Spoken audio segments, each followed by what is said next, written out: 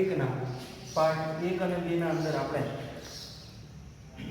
દ્રવ્યનું વર્ગીકરણ અને જે ઇન્ટ્રોડક્ટરી પાર્ટ હતો આ ચેપ્ટર એ આપણે જોયું. હવે પાર્ટ 3 ના અંદર આપણે રાસાયણિક સંયોગીકરણના નિયમો જોઈશું. એના અંદર સૌથી પ્રથમ નિયમ જે છે એ છે દળ સંચયનો નિયમ.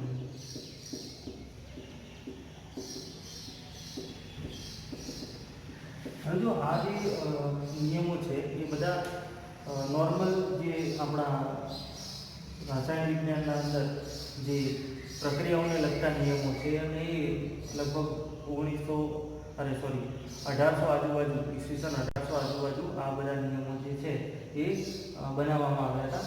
તો જે દળ સંચયનો નિયમ છે એ એન્ટોની લેવોઝિયરે આપ્યો હતો.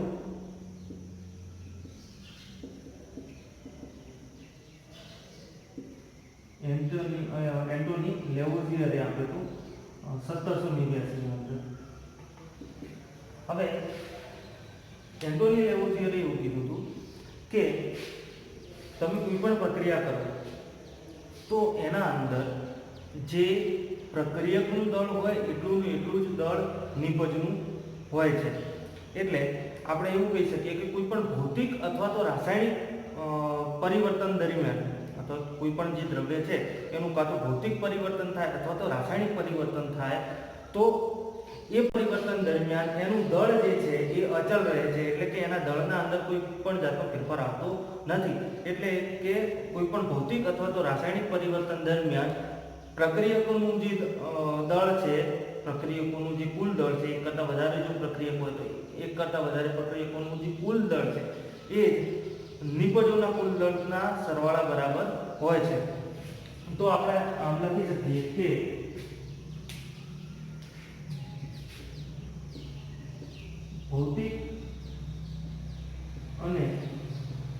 ભૌતિક અથવા રાસાયણિક પરિવર્તન દરમિયાન પ્રક્રિયકો કુલ દળ એ નિપજોના કુલ દળ જેટલું હોય છે. અથવા તો આપણે બીજા શબ્દોમાં એને આમ લખી શકીએ, જેમ આપણે ઉર્જામાં લખીએ છીએ ને કે ઉર્જાનું સર્જન કે વિનાશ શક્ય નથી, એવું આમાં પણ થશે કે દ્રવ્યનું સર્જન કે વિનાશ શક્ય નથી. જે આપણી બુક છે એના અંદર આ પ્રમાણે આ નિયમ આપેલો છે કે દ્રવ્યનું સર્જન કે વિનાશ શક્ય નથી. એટલે હવે જો આના અંદર આપણે ઉદાહરણ લઈએ તો એનાથી તમને વધારે ખ્યાલ આવશે. તો ઉદાહરણ તરીકે આપણે ભૌતિક પરિવર્તન લઈએ. પહેલા ભૌતિક પરિવર્તન. તો ભૌતિક પરિવર્તનના અંદર આપણે જો લઈએ કે બરફ લઈ લઈએ આપણે બરફ, અને અહીંયા બરફને જો ગરમી મળશે તો એ પાણીમાં રૂપાંતર થશે. તો શું થયું? અહીંયા ભૌતિક પરિવર્તન થયું ખાલી. તો અહીંયા આપણે જે બરફનું વજન હશે એટલું શેનું વજન હશે? પાણીનું હશે. ક્લિયર? એ તો આપણને ખબર પડી જાય ને, આપણે જેટલું પાણી લઈએ એટલું જ બરફ થાય, જેટલું બરફ હોય એટલું જ પાણી થાય. કદમાં ફેરફાર થાય પણ એના વજનમાં એટલે કે દળમાં કોઈ પણ જાતનો ફેરફાર થતો નથી. હવે રાસાયણિક પરિવર્તનના અંદર જોઈએ.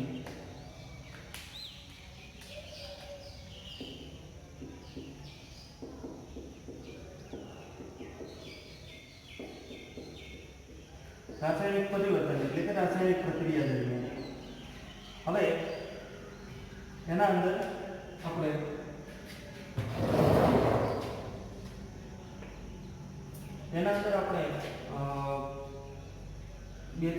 બે પ્રક્રિયાઓ જોઈશું. એક પ્રક્રિયા આપણે જોઈએ કે જેના અંદર અવક્ષેપન થતું હોય, તો અવક્ષેપન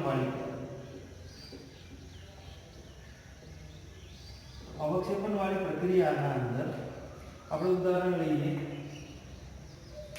NaCl અને AgNO3 એટલે કે સોડિયમ ક્લોરાઇડ અને સિલ્વર નાઇટ્રેટનું જે છે એના અંદર. તો એના માટે આવી આપણે ટ્યુબનો ઉપયોગ કરીશું.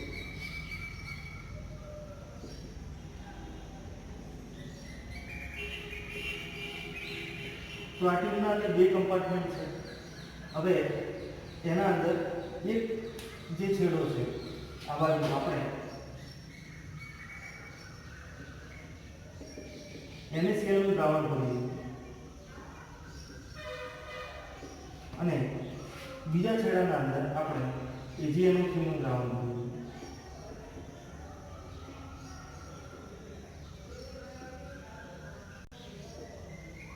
એક છેડાના અંદર આપણે તો જો અત્યારે હાલ કોઈ પણ જાતનું દ્રાવણ છે એકબીજા જોડે મિક્સ થતું નથી અને ઉપરથી આપણે એને સીલ કરી દઈએ.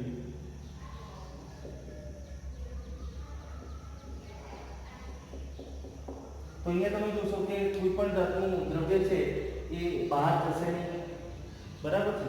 અહીંયા ગમે તે વાયુ બનશે કે કોઈ પણ જાતનું જે પ્રક્રિયા દરમિયાન નિપજ ઉદ્ભવશે એ કોઈ પણ નિપજ એ બહાર જશે નહીં. હવે આને આપણે મિક્સ કરી દઈએ. તો આ જે ટ્યુબ છે એને આપણે થોડી આમ નમાડીએ અથવા તો આમ કરીએ, જેના લીધે કરી અને બે દ્રાવણ છે એ મિક્સ થઈ જાય. તો પ્રક્રિયા કંઈક આ પ્રમાણે થશે. NaCl વત્તા AgNO3 એ આપણને આપશે Ag અને Cl બે ભેગા થઈ જશે અને શું બનાવશે? AgCl ના અવક્ષેપ બનાવશે. ઓકે, સિલ્વર ક્લોરાઇડ ના અવક્ષેપ થશે, જે ગમે તે આપણને અવક્ષેપ સ્વરૂપે મળશે. અવક્ષેપ એટલે એનું ઘનમાં રૂપાંતર થઈ ગયું. ઓકે, અને બાકી વધશે NaNO3. તો આ પ્રમાણે આ પ્રક્રિયા થશે. હવે જો આ પ્રક્રિયા દરમિયાન કોઈ પણ વસ્તુ બહાર ગઈ નથી અને કોઈ પણ આપણે બહારથી કોઈ વસ્તુ આપણે અંદર લાવતા નથી. તો આ જે ટ્યુબનું વજન પહેલા હતું અને પ્રક્રિયા થયા પછી જો આ ટ્યુબનું વજન સેમ આવે તો એનો અર્થ એવો થાય કે ભાઈ NaCl અને AgNO3 નું પહેલા જેટલું દળ હતું એટલું ને એટલું દળ AgCl અને NaNO3 નું છે. NaCl અને AgNO3 નું પહેલા જેટલું દળ હતું એટલું દળ હવે AgCl અને NaNO3 નું છે.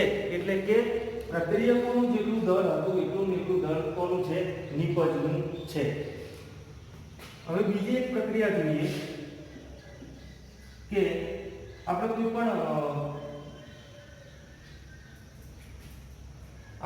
પણ ડીકમ્પોઝિશન રિએક્શન જોઈએ, એટલે કે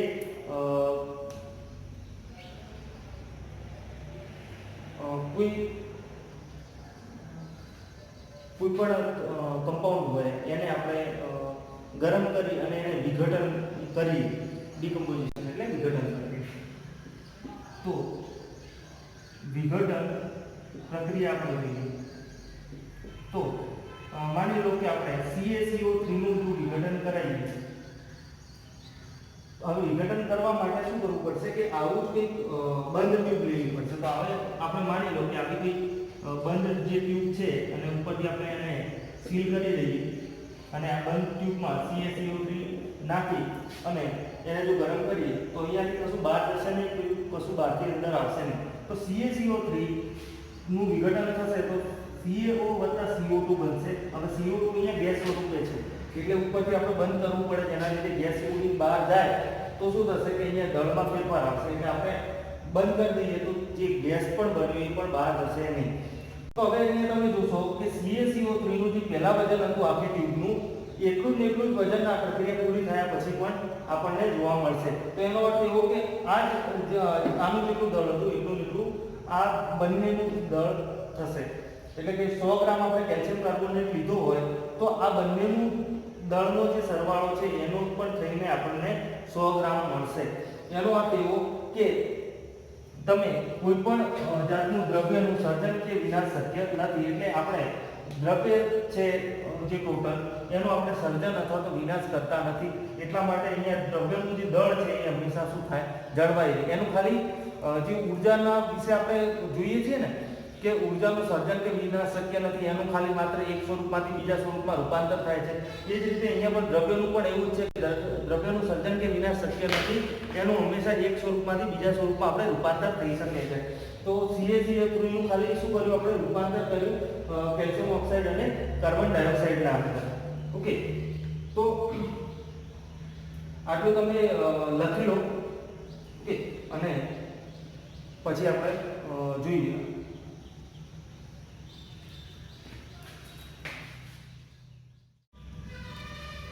ચલો, તો આગળનો નિયમ તમે લખી લીધો. હવે બીજો છે એ નિશ્ચિત પ્રમાણનો નિયમ.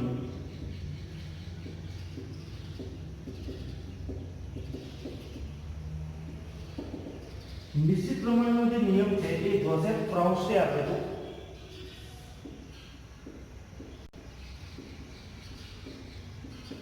જોસેફ પ્રાઉસ્ટે એમણે શું કર્યું કે ક્યુપ્રિક કાર્બોનેટ એટલે CuCO3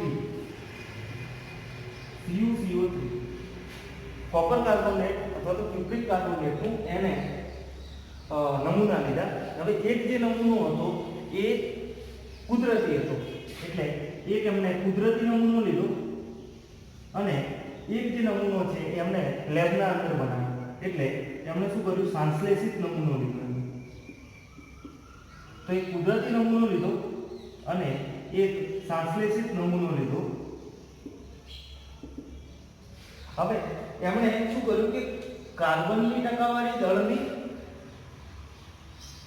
તો એમણે કોપરની ટકાવારી કાઢી, કાર્બનની ટકાવારી કાઢી અને ઓક્સિજનની ટકાવારી કાઢી. કાર્બનની ઓક્સિજનની અને કોપરની અહીંયા એમણે ટકાવારી કાઢી બંને નમૂના માટે.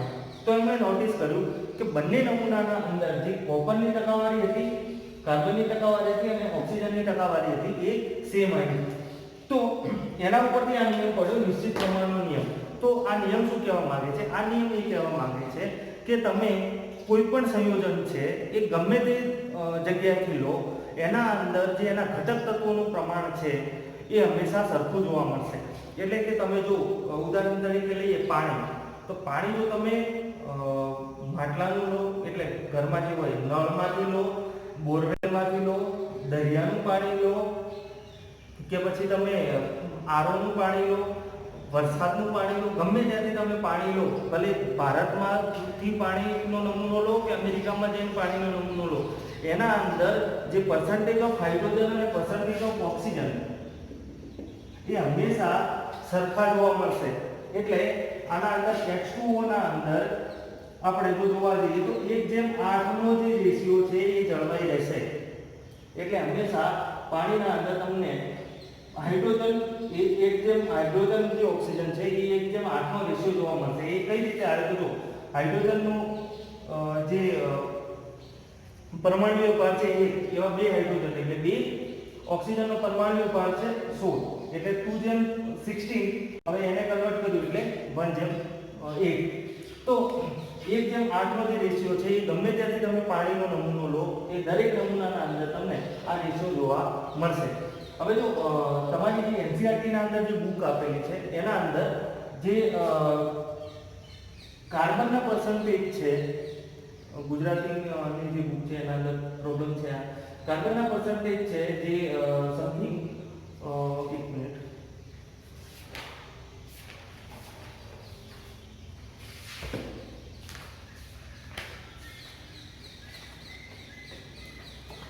તો જો અહીંયા તમને દેખાતું છે ઓક્સિજનના પર્સન્ટેજ આપણને 9.74 ને એ લખીને આપેલા છે અને કાર્બનના જે પર્સન્ટેજ છે એ 38.91 આપેલા છે. એ એકચ્યુઅલી મિસમેચ છે. 9.74 છે એ રિયલમાં કાર્બનના પર્સન્ટેજ છે અને 38.91 છે એ રિયલમાં ઓક્સિજનના પર્સન્ટેજ છે. તો જો તમારી ચોપડીમાં પણ આ રીતની ભૂલ હોય તો કરેક્શન કરી લેજો. હવે આપણે એક આના અંદર બીજું ઉદાહરણ જોઈએ કે ઉદાહરણ તરીકે આપણે CO2 માટે જોઈએ. CO2 માટે તો તમે જો CaCO3 આને ગરમ કરો તો CaO CO2 મળશે. હવે તમે કાર્બન O2 એટલે કે કાર્બનનું દહન કરો તો પણ તમને અહીંયા CO2 મળશે. જો તમે CaCO3 નું HCl સાથે પ્રક્રિયા કરાવો તો Cl2 CO2 H2O તો પણ આપણને CO2 મળશે અહીંયા. ઓકે, તો આ જે CO2 છે આપણે દરેક CO2 છે એ અલગ અલગ રાસાયણિક પ્રક્રિયામાંથી આપણે બનાવ્યો છે. અલગ અલગ રાસાયણિક પ્રક્રિયામાંથી આપણે જે CO2 છે આપણે બનાવ્યો. એના સિવાય આપણે એક બીજું પણ લઈ લઈએ કે NaHCO3. એને જો આપણે ગરમ કરીએ તો 2 ટાઈમ્સ Na2CO3 વત્તા અહીંયા આપણને CO2 મળશે વત્તા H2. તો Na2CO3 વત્તા CO2 વત્તા H2 આપણને જોવા મળશે. તો આ જે ચાર ટાઈપના CO2 છે આપણે ચાર અલગ અલગ રાસાયણિક પ્રક્રિયા દરમિયાન બનાવ્યા હતા. તો ચારે ચાર જે CO2 છે એને જો તમે જોશો તો એના અંદર જો કાર્બનના પર્સન્ટેજ અને ઓક્સિજનના પર્સન્ટેજ જોશો તમે તો હંમેશા તમને સરખા જોવા મળશે. એનો જે દળનો જે રેશિયો છે એ કાર્બન જેમ ઓક્સિજન તો કાર્બનનો 12 અને ઓક્સિજન 2 છે એટલે 16 32. તો આપણને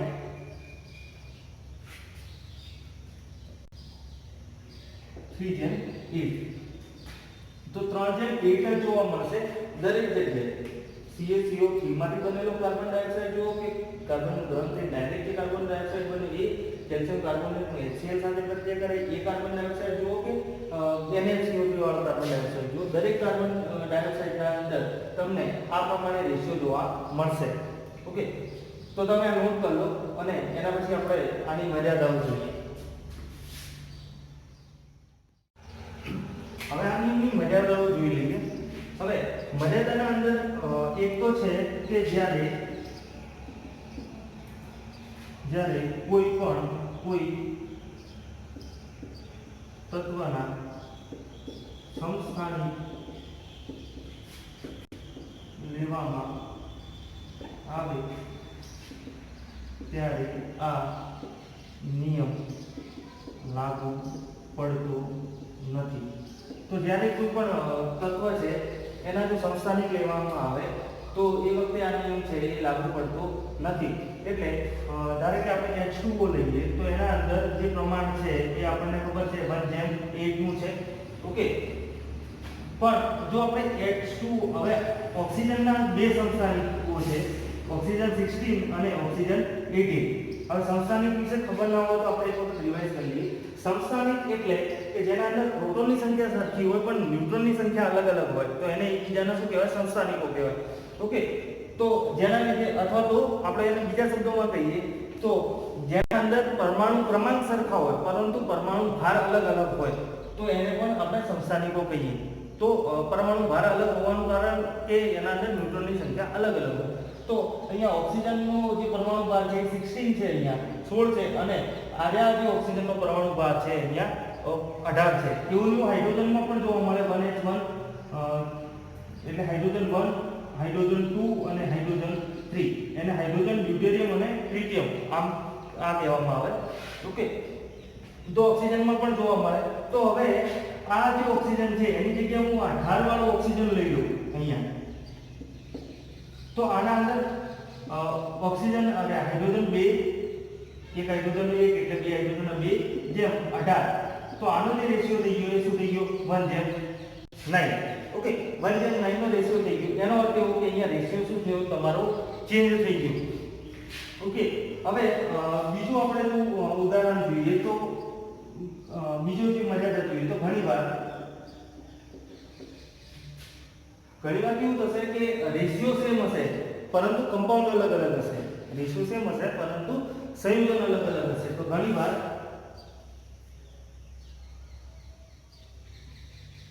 પ્રમાણ તત્વોનું પ્રમાણ સરખું હોય છે, પરંતુ સંયોજન અલગ જોવા મળે છે.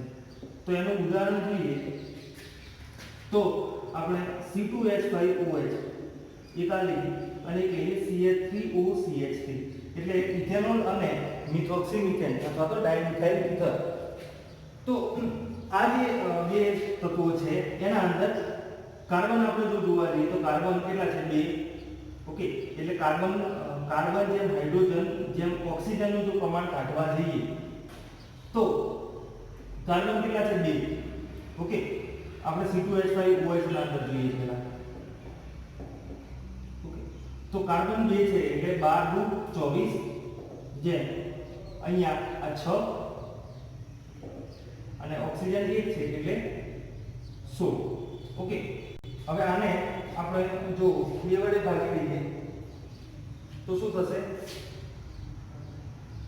12/3/8. ઓકે, 12/3/8. હવે